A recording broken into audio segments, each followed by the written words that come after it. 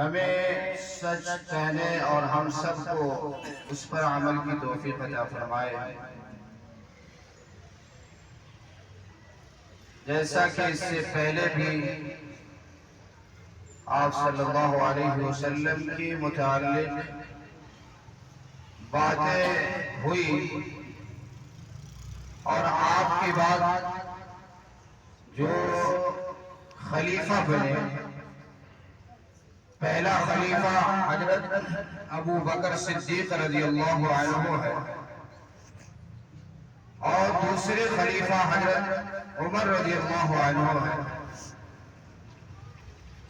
یہ بہت بڑے بہادر، بہت ہی جید تھے، اور آپ صلی اللہ علیہ وسلم اللہ سے دعا بھی کرتے تھے کہ اللہ اللہم اعز الاسلام باحب ہذین رجلین، کہ اللہ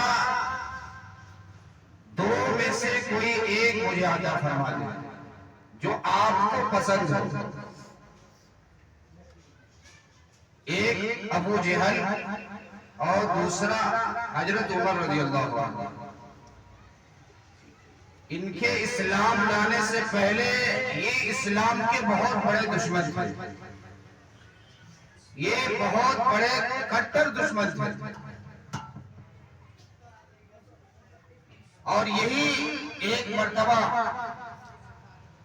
حضرت ابو بکر صدیق رضی اللہ عنہ کو مار مار کر بے ہوش کر دیا۔ تو لوگوں نے کہا کہ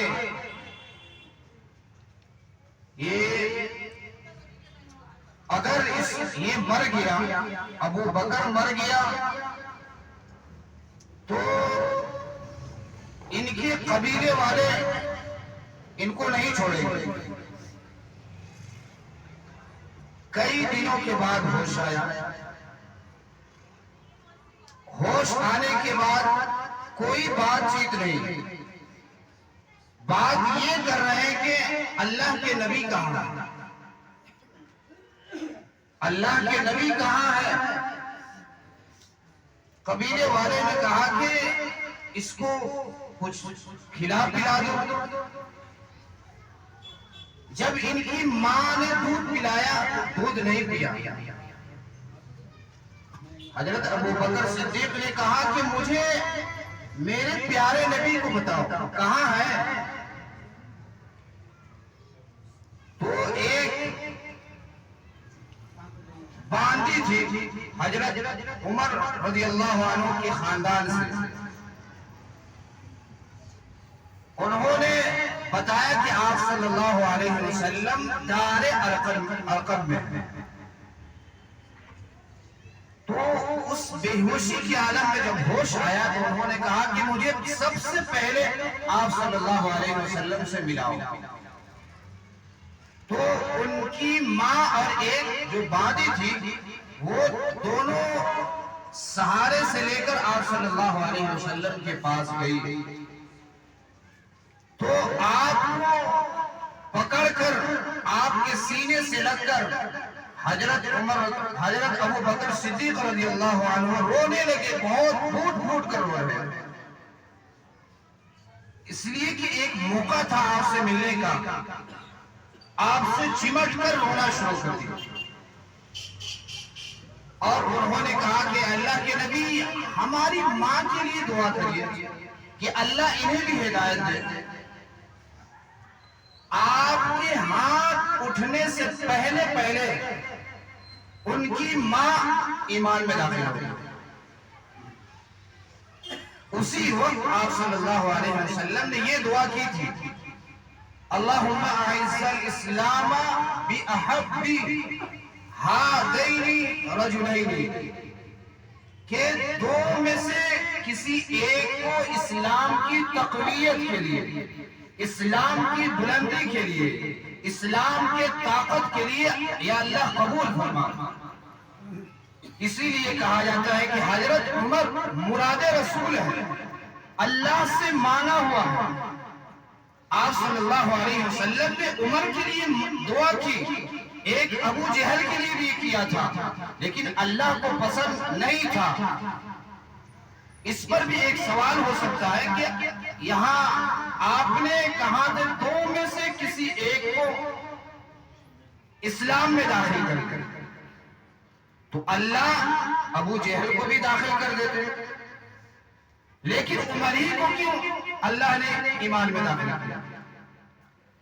تو یہ حدیث میں نہیں آتا ہے، لیکن تاریخ کی کتابوں میں آتا ہے۔ اس میں بہت ساری وجہیں ہیں، بہت ساری صورتیں ہیں۔ ایک صورت یہ ہے کہ حضرت عمر رضی اللہ عنہ یہ ضدی نہیں تھے، ہر بات پر اڑنے والے نہیں تھے، مخالف بہت تھے، لیکن دلیل آنے کے بعد اس پر ضد نہیں کرتے تھے۔ ابو جہل کے اندر ضد تھا، ہٹ دھرم تھا۔ دوسری وجہ یہ ہے کہ حضرت عمر رضی اللہ عنہ یہ لین دین میں بہت صاف ستھرے تھے، کسی کا قرض لین دین اپنے ذمہ نہیں رکھتے تھے، سب کو ادا کر دیتے تھے۔ لیکن ابو جہل ان کے پاس لوگوں کا بہت سارے معاملہ تھا، ان لوگوں سے قرض لے لیتا تھا، دیتا نہیں تھا، لوگ اس کے دروازے پر رہتے تھے اپنے قرض کو لینے کے لیے، لیکن دیتا نہیں تھا۔ اور تیسری وجہ یہ ہے کہ حضرت عمر کے اندر غیرت تھی، حضرت عمر باغیرت انسان تھا، لیکن ابو جہل کے اندر بے غیرت تھا، غیرت نام کی چیز نہیں تھا۔ اسی لیے ایک مرتبہ آپ صلی اللہ علیہ وسلم معراج میں گئے تھے، تو آپ کو جنت کا بھی سیر کرایا گیا، جہنم کو بھی دکھایا گیا، تو وہاں آپ صلی اللہ علیہ وسلم نے ایک محل دیکھا، وہاں ایک محل بنا ہوا تھا ہیرے جواہرات کا۔ تو آپ صلی اللہ علیہ وسلم نے جبریل سے پوچھا کہ یہ محل کس کا ہے؟ آپ کے دل میں یہی تھا کہ جبریل کہے گا کہ آپ کا ہے، لیکن آپ کے سوچ کے علاوہ جبریل نے بتایا کہ یہ آپ کے غلام حضرت عمر رضی اللہ عنہ کا یہ محل ہے۔ تو آپ نے چاہا کہ ہم اس میں داخل ہو جائیں، لیکن آپ کو حضرت عمر کی غیرت یاد آ گئی، غیرت نے آپ کو اس محل میں داخل ہونے سے روک دیا کہ انسان حضرت عمر باغیرت انسان ہے، اس کی غیرت نے، اس کی حیا نے ہمیں اس محل میں داخل ہونے سے روک دیا۔ یہی عمر ہے جو 22,000 مربع میل پر حکومت ہے، 22,000 مربع میل پر حکومت ہے، بادشاہت ہے، لیکن پیوند لگے ہوئے کپڑے پہن رہے ہیں، ایک کپڑے میں 14 پیوند ہیں، اور اتنے مربع میل کے بادشاہ ہیں، اور زمین پر سو رہے ہیں، اور کھانا بھی وہ کھاتے تھے جو ایک معمولی انسان نہیں کھا سکتا تھا، بغیر چھنے ہوئے آٹے کی روٹی کھاتے تھے، اور گوشت کھانے کا معمول وہی تھا جو آپ صلی اللہ علیہ وسلم کے زمانے میں تھا، مہینے میں ایک مرتبہ گوشت کھاتے تھے، اور بادشاہ بنے ہوئے ہیں۔